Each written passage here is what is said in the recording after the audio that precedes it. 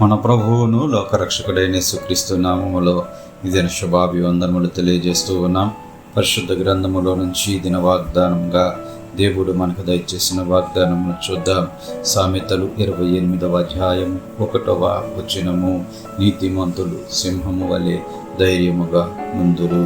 ఈ వాక్య వాగ్దానము మనకు ధైర్యమును కలుగచేస్తూ ఉన్నది. చాలామంది దినములలో శ్రమ దినమందు కృంగిపోయి కృషించిపోయి చేతగాని వారిగా ధైర్యం కోల్పోయి జీవిస్తూ ఉన్నారు.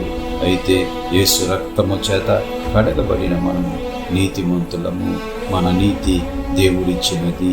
ఆయన రక్తము వలన మనము నీతిమంతులమై ఉన్నాము. ఆయన యందు విశ్వాసం ఉంచిన మనము ధైర్యముగా ముందుకు సాగాలి అని ప్రభువు ఈ వాక్య వాగ్దానం ద్వారా మనల్నందరినీ ధైర్యపరుస్తూ ఉన్నాడు.